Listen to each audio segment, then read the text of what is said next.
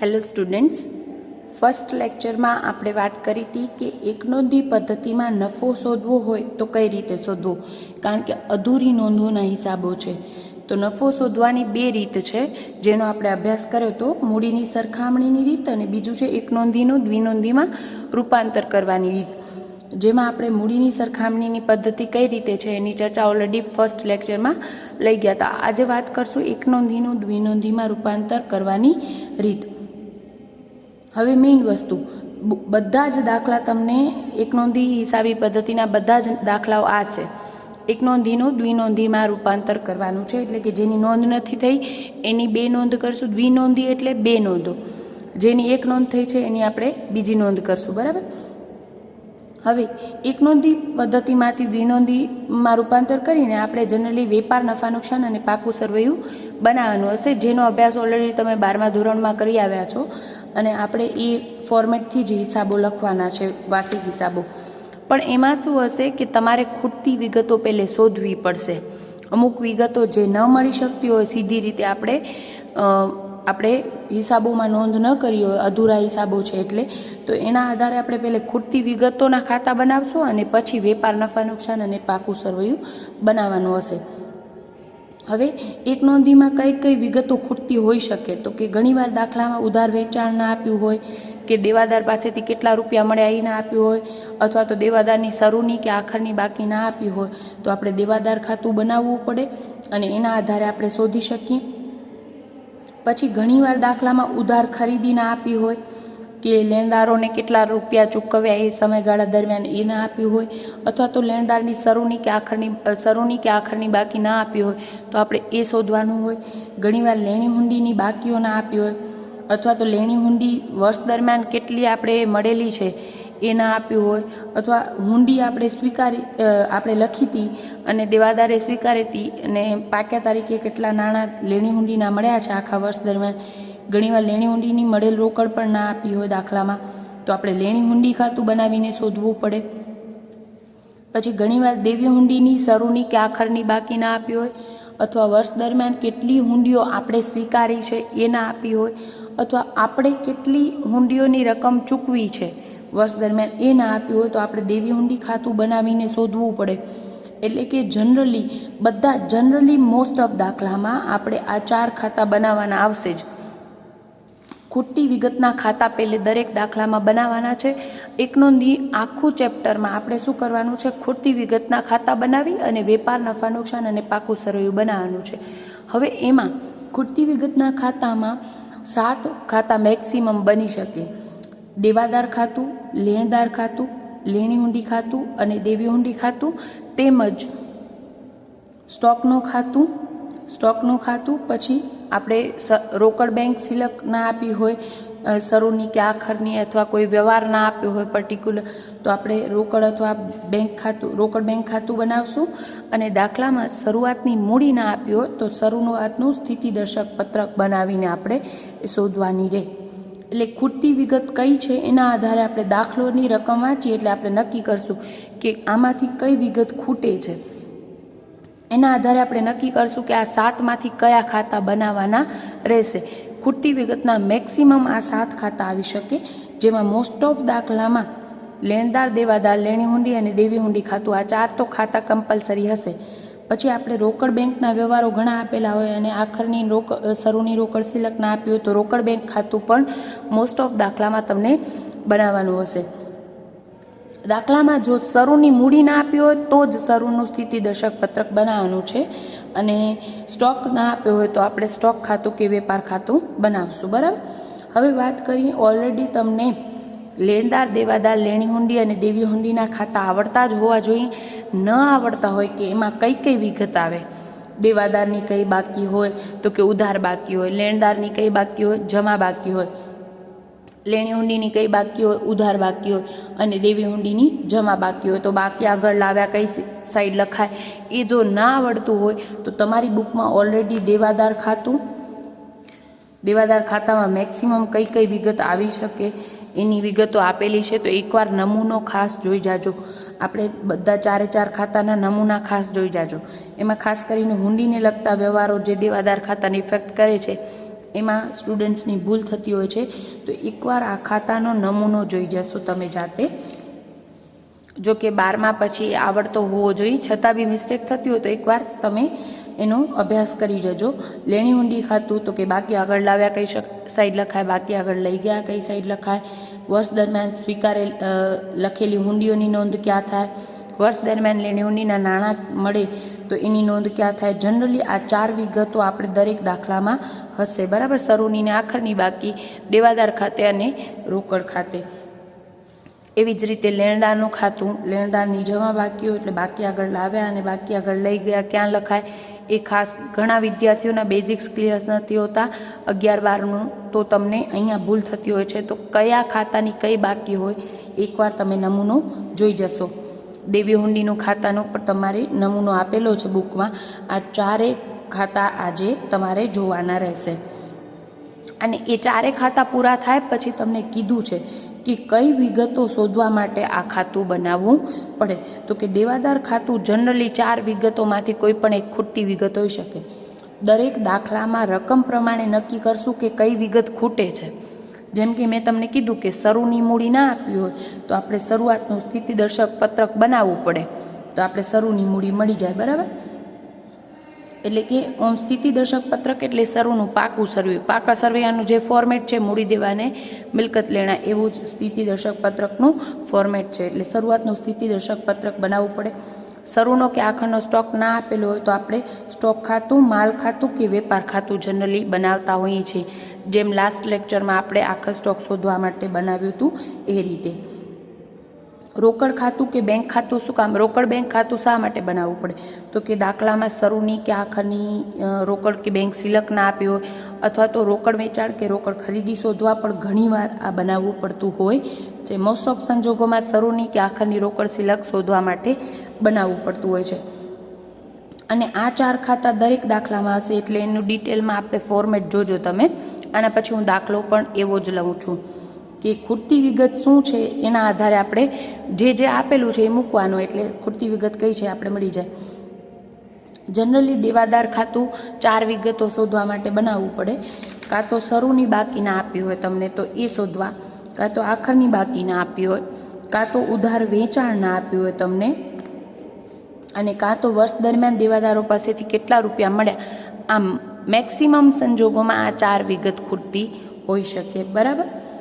પછી લેણી ઊંડી ખાતું શા માટે? તો આપણે એ વાત કરી 4 વિગતો શોધવા. શરૂની આખરની સિલક, વર્ષ દરમિયાન લખેલી હુંડીઓ અને વર્ષ દરમિયાન હુંડીઓના મળેલા નાણાં. આ 4માંથી કોઈ એક વિગત ખૂટતી હોઈ શકે. દાખલે તમને રકમ પરથી નક્કી કરવાનું છે કે કઈ વિગત ખૂટે છે, બરાબર. પ્રેક્ટિસ કરશું એટલે વધુ ક્લિયર થશે.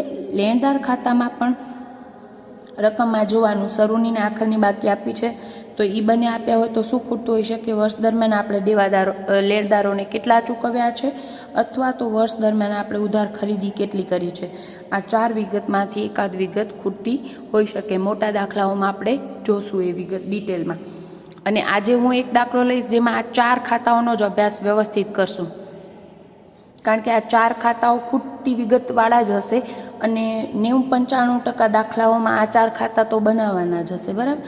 દેવી હુંડી ખાતામાં શરૂની બાકી, આખરની બાકી, વર્ષ દરમિયાન લેણદારોની આપણે કઈ હુંડીઓ સ્વીકારી છે એ, અને વર્ષ દરમિયાન આપણે દેવી હુંડીઓના કેટલા રૂપિયા ચૂકવ્યા છે એ. આ 4 વિગતમાંથી કોઈ એક ખૂટતી વિગત હોય એના માટે આપણે દેવી હુંડી ખાતું બનાવવું પડે. કોઈ દાખલામાં હુંડીઓને લગતા વ્યવહારો ન હોય, તમે રકમ વાંચો તો, અને વ્યવહારો કાંઈ પણ ન હોય તો હુંડીના ખાતા ન બનાવવા, તો ફક્ત દેવાદાર અને લેણદાર ખાતું બનાવવાનું હશે. ક્લિયર? પણ આપણા દાખલામાં મેક્સિમમ ખૂટતી વિગતના ખાતા 7 આવી શકે. લેણદાર દેવાદાર, લેણી હુંડી દેવી હુંડી, અને સ્ટોક ખાતું, રોકડ બેંક સિલક અને શરૂની મૂડી શોધવા માટે શરૂનું સ્થિતિદર્શક પત્રક. એટલે મેક્સિમમ આ 7 ખાતા બનાવવા પડે. અને એના પછી એટલે કે ખૂટતી વિગતોના ખાતા બનાવ્યા પછી આપણે વાર્ષિક હિસાબો, વેપાર, નફા નુકસાન અને પાકું સર્વે બનાવવાનું રહે. આજે હું તમને પ્રેક્ટિસમાં કરવાનું રહેશે દેવાદાર, લેણદાર, લેણી હુંડી અને દેવી હુંડીનું ખાતું. જે ફોર્મેટ મેં તમને બતાવ્યું એ જોઈ લેજો. આજે એને લગતો હું એક સમ લઉં છું. દાખલા નંબર 1 એના આધારે દાખલા નંબર 1 લઈએ છીએ.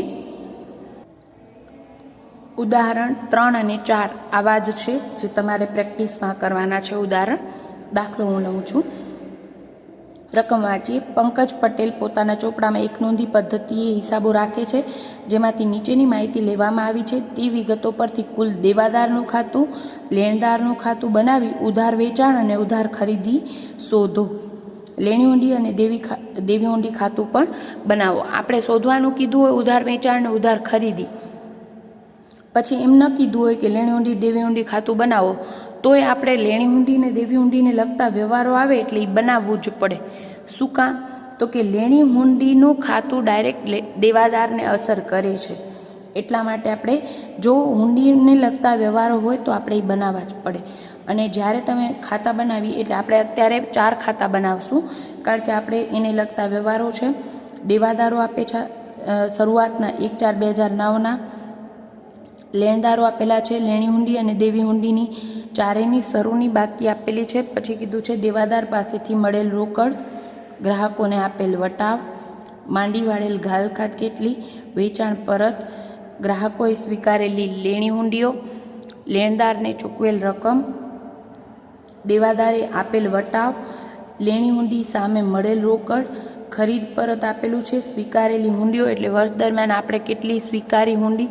અને સ્વીકારેલી હુંડી એટલે શું? તો કે દેવી હુંડી. ઘણા બધા વિદ્યાર્થીઓને લખેલી વર્ષ દરમિયાન લખેલી હુંડી એટલે દેવી હુંડી ના હોય, લખેલી હુંડી એટલે લેણી હુંડી જ હોય, અને સ્વીકારીએ એ આપણી દેવી હુંડી હોય. દેવી હુંડીની ચૂકવેલ રકમ, કુલ દેવાદારો અને કુલ લેણદારો 31/3/2010ના, એટલે કે બંનેની આખરની બાકી આપેલી છે. હુંડીઓની આખરની બાકી આપી નથી. બરાબર? તો આપણે ખૂટતી વિગત એ હોઈ શકે. હુંડીઓના ખાતામાં અહીંયાથી જ ખબર પડી ગઈ કે શરૂની બાકી આપેલી છે, આખરની બાકી હુંડીઓની આપેલી નથી. એટલે હુંડીના ખાતામાં ખૂટતી વિગત શું હશે? આખરની બાકી. બરાબર? હવે ખાતા બનાવીએ ત્યારે આપણે કરીએ છીએ પહેલે લેણી હુંડી ખાતું, પછી દેવાદાર ખાતું, દેવી હુંડી ખાતું અને લેણદાર ખાતું. કારણ કે આપણે શોધવાનું છે ઉધાર વેચાણ અને ઉધાર ખરીદી, જે આપણે દેવાદાર ખાતા ઉપરથી અને લેણદાર ખાતા ઉપરથી મળશે. પણ દેવી હુંડીને લગતા વ્યવહારો લેણદાર ખાતાને અસર કરતા હોય એટલે આપણે હુંડીનું ખાતું પણ બનાવવું પડે. સેમ વે આપણે દેવાદાર ખાતાને પણ લેણી હુંડીના વ્યવહારો અસર કરતા હોય એટલે એની જે વિગત અહીંયા એન્ટ્રી આવતી હોય એ રહી ન જાય, એટલે એ પણ આપણે બનાવવું પડે. ક્લિયર? હવે જે વિગતો આપી છે એ 1 by 1 લેતા જઈ. અને ખાસ મોટા દાખલાઓ વખતે પણ ખાસ ધ્યાનમાં રાખજો વિદ્યાર્થી મિત્રો કે લેણી હુંડીનું ખાતું પહેલે બને પછી દેવાદારનું ખાતું, કારણ કે આની વિગત જે ખૂટતી વિગત શોધશો એ કદાચ આને એફેક્ટ કરતી હોઈ શકે. પછી દેવી હુંડીનું ખાતું બંધ થાય ને પછી જ લેણદારનું ખાતું બંધ થાય. એટલે પહેલે હુંડીઓના ખાતા બંધ થાય પછી દેવાદાર લેણદારના ખાતા બંધ થાય. એ ખાસ મોટા દાખલાઓમાં પણ ધ્યાન રાખજો. હવે 1 by 1 વિગતો લેતા જઈએ છીએ. આપણે ચારેયની શરૂની બાકી આપણને આપેલી હતી એ લખી નાખીએ. કુલ દેવાદારો 1/4/2009ના, તો દેવાદારોની કઈ બાકી હોય? ઉધાર બાકી, એટલે આપણે લખશું બાકી આગળ લાવ્યા. શરૂની બાકી આપી છે 4225. લેણદારોની બાકી આપી છે 2691. લેણદારોની બાકી હોય જમા બાકી, એટલે લેણદારોના ખાતામાં આપણે લખશું જમા બાજુ બાકી આગળ લાવ્યા 2691. લેણી હુંડીની બાકી આપેલી છે. લેણી હુંડીની કઈ બાકી હોય? ઉધાર બાકી, એટલે આપણે લખશું બાકી આગળ લાવ્યા. લેણી હુંડીમાં 1600 રૂપિયા શરૂની બાકી આપેલી છે. બરાબર? અને દેવી હુંડીની શરૂની બાકી આપેલી છે 500 રૂપિયા. દેવી હુંડી ખાતાની જમા બાકી હોય બાકી આગળ લાવ્યા 500 રૂપિયા. આપણે લાસ્ટ લેક્ચરમાં પણ વાત કરી હતી, પહેલા જ લેક્ચરમાં, કે દેવી હુંડી લેણી હુંડી અને દેવાદારની ઉધાર બાકી હોય અને દેવી હુંડી અને લેણદારની જમા બાકી હોય. છતાં પણ ના ખબર હોય તો ફોર્મેટ ખાસ જોઈ લેજો. એના પછી વ્યવહારો આપેલા છે. દરેક વ્યવહારની 2 અસર, કારણ કે આપણે દ્વિનોંધીમાં રૂપાંતર કરીએ છીએ. દેવાદાર પાસેથી મળેલ રોકડ 17,235. તો આપણે ખબર છે દેવાદાર પાસેથી રૂપિયા મળે એટલે આપણે શું કરશું? રોકડ ખાતે ઉધાર તે દેવાદાર ખાતે જમા એટલે આપણે રોકડ ખાતું નથી બનાવવાનું, દેવાદાર ખાતું બનાવવાનું છે. એટલે આપણે દેવાદાર ખાતાની જમા બાજુ લખશું રોકડ ખાતે 17,235 રૂપિયા આપ્યા છે. એના પછીની વિગત આપણને આપેલી છે ગ્રાહકોને આપેલ વટાવ 174 રૂપિયા. વટાવ આપીએ, વટાવ આપણો ખર્ચ છે. ગ્રાહક એટલે કોણ? દેવાદાર. અને લેણદાર એટલે આપણા વેપારી જે આપણા ઉપર રૂપિયા માંગે છે એ. વટાવ આપીએ એટલે એ આપણો ખર્ચ છે. ખર્ચ કે નુકસાન ગણાય એટલે એનું ખાતું ઉધાર અને દેવાદાર ખાતે જમા. વટાવ ખાતે ઉધાર તે દેવાદાર ખાતે જમા એટલે દેવાદાર ખાતાની જમા બાજુ લખશું વટાવ ખાતે 174 રૂપિયા. યાદ રાખીએ આપણે આ 4 ખાતાને અસર કરતી એન્ટ્રી લખશું. વટાવ ખાતાની નોંધ આપણે નફા નુકસાનમાં ઉધાર કરીએ જે અત્યારે બનાવવાનું નથી. એના પછી છે માંડી વાળેલ ગાલખાદ. ગાલખાદની આમ નોંધ થાય. ગાલખાદ આપણું નુકસાન છે એટલે આપણે નોંધ કરીએ ગાલખાદ ખાતે ઉધાર તે દેવાદાર ખાતે જમા. દેવાદાર રૂપિયા ના આપે તો એ ગાલખાદ આપણે માંડી વાળવી પડે એટલે 255 રૂપિયા દેવાદાર ખાતું જમા કરી નાખશું. એના પછી છે વેચાણ પરત. વેચાણ પરતની વિગત આપેલી છે આપણને 345 રૂપિયા.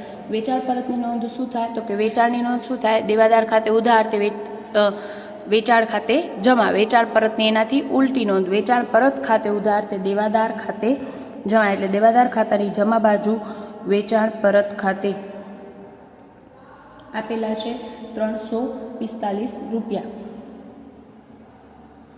એના પછી ગ્રાહકોએ સ્વીકારેલી લેણી હુંડીઓ.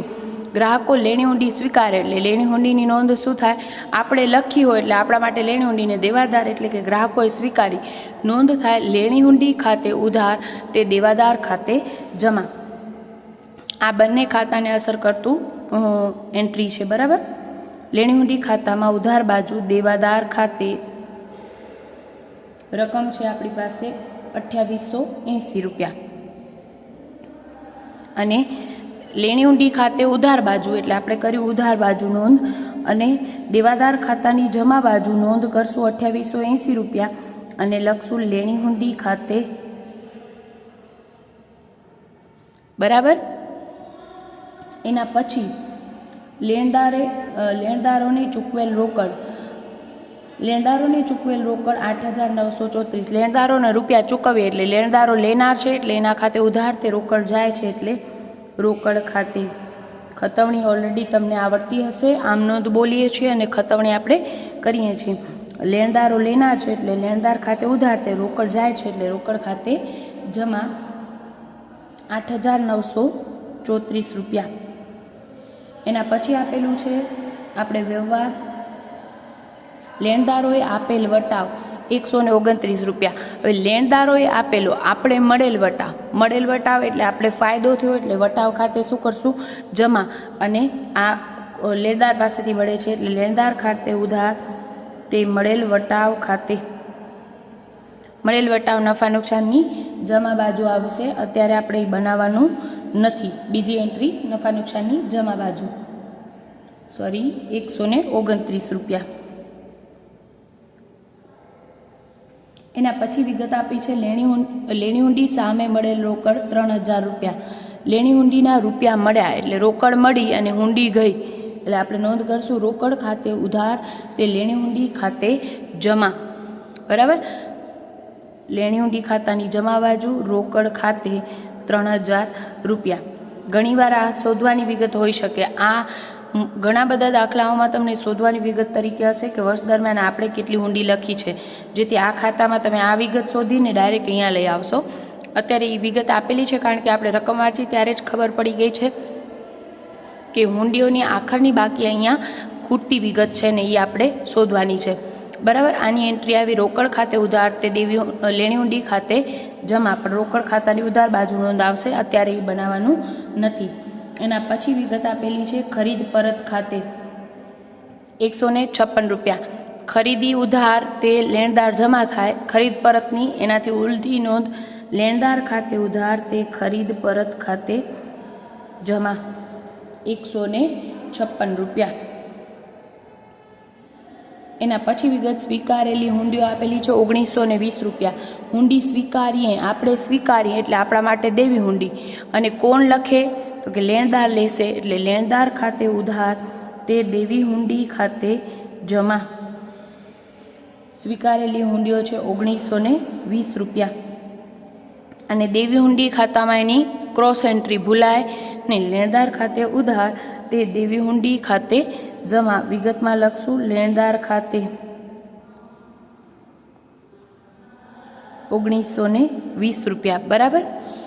એના પછી દેવી હુંડીની ચૂકવેલ રકમ, આપણે દેવી હુંડીના કેટલા રૂપિયા વર્ષ દરમિયાન ચૂકવી દીધા, તો આપણે હુંડી જે જમા બાકી હોય એને આપણે શું કરવું પડે, ઉધાર, અને રૂપિયા જાય છે એટલે રોકડ ખાતે જમા. દેવી હુંડી ખાતે ઉધાર તે રોકડ ખાતે જમા કરશું. આપણે રૂપિયા આપેલા છે 1400 રૂપિયા અને રોકડ ખાતાની જમા બાજુ એન્ટ્રી આવશે જે અત્યારે બનાવવાનું નથી. અને છેલ્લે બે વિગતો આપી છે દેવાદારોની અને લેણદારોની આખરની બાકી. દેવાદારની આખર બાકી આપી છે 4167. દેવાદારની અહીંયા લખાશે જમા બાજુ બાકી આગળ લઈ ગયા. આપેલી છે 4167 રૂપિયા બરાબર. આખરની બાકી નોંધી લેશું એટલે ખૂટતી વિગત આપણે અહીંયા ઉધાર વેચાણ મળી જશે. લેણદારોની આખરની બાકી આગળ લાવ્યા અહીંયા લખાય તો બાકી આગળ લઈ ગયા કઈ સાઈડ લખાશે, ઉધાર બાજુ બાકી આગળ લઈ ગયા. કારણ કે આ વિગત બાકી આગળ લાવ્યા અહીંયા જમા સાઈડ આવશે આવતા વર્ષે, તો એ જમા બાકી છે બરાબર. એ તમને આપેલી છે આખરની બાકી 2835 રૂપિયા. 2835 રૂપિયા. આટલી બધી જ વિગતો લખી નાખ્યા પછી આપણે ખાતા બંધ કરશું. અને ખાતા બંધ કરવાનો ક્રમ ખાસ યાદ રાખજો કે પહેલે આપણે હુંડીના ખાતા બંધ કરાય ને પછી આપણે લેણદાર દેવાદારના ખાતા બંધ કરાય. તો પહેલે આપણે હુંડીનું લેણી હુંડી દેવાદારને અસર કરે એટલે પહેલે હુંડીનું ખાતું બંધ કરશું પછી દેવાદારનું બંધ કરશું. સેમ વે દેવી હુંડી કોને અસર કરે, લેણદારને અસર કરે એટલે પહેલે દેવી હુંડીનું બંધ કરશું પછી જ લેણદારનું ખાતું બંધ કરશું. અને આપણે ખબર છે કે હુંડીના ખાતામાં ખૂટતી વિગત શું છે, આખરની બાકી, એટલે અહીંયા લખશું બાકી આગળ લઈ ગયા. જનરલી આ 4 વિગતમાંથી કોઈ પણ એક ખૂટતી વિગત આ ખાતામાં હશે. આપણે આજે તમને ફોર્મેટ જોવાનું કીધું છે એ ખાસ જોઈ લેજો, કારણ કે મોટા દાખલા કરશું ત્યારે આપણે નક્કી કરવાનું હશે રકમ ઉપરથી કે કઈ વિગત ખૂટે છે. આ 4માંથી કોઈ પણ વિગત ખૂટતી હોઈ શકે.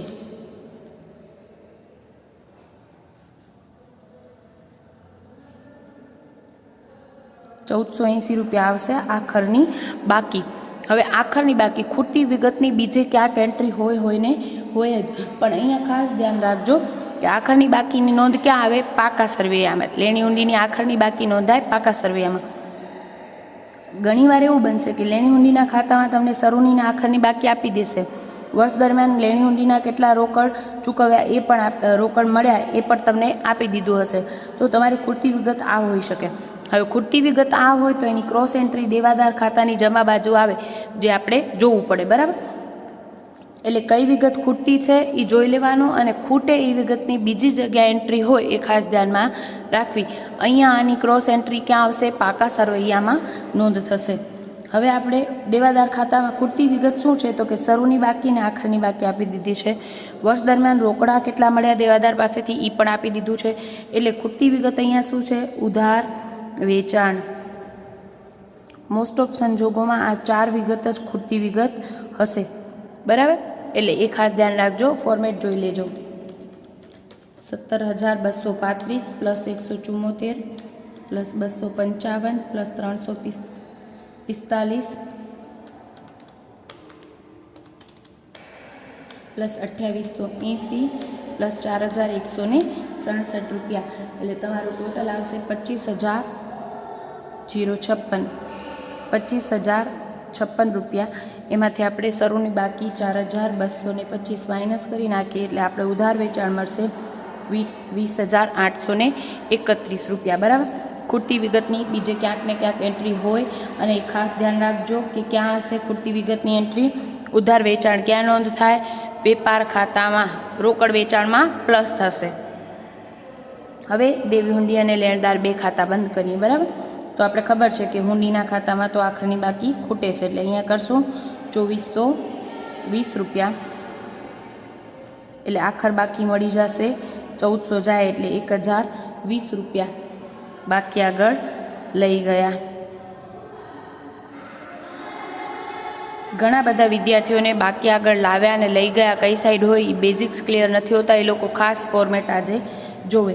અને લેણદાર ખાતામાં આપણે ખબર છે કે ઉધાર ખરીદી જ શોધવાની છે આપણે, એટલે અત્યારે ખબર છે, પણ જ્યારે મોટા સમ કરશું ત્યારે ધ્યાન રાખજો કે ખૂટતી વિગત શું હોઈ શકે એ જોઈ લેવાનું. તો કે શરૂની બાકી ને આખરની બાકી આપી છે, તો કે હા. એના પછી રોકડ વર્ષ દરમિયાન આપણે લેણદારોને રોકડા કેટલા ચૂકવ્યા એ આપેલું છે, હા. તો ખૂટતી વિગત ખરીદી હોઈ શકે. એટલે મોસ્ટ ઓફ સંજોગોમાં આ 4 વિગતો ખૂટતી વિગત હોઈ શકે. અત્યારે આપણે કીધું જ છે ખરીદી ખૂટે છે, એટલે આપણે શોધી લઈએ. 8,934 પ્લસ 129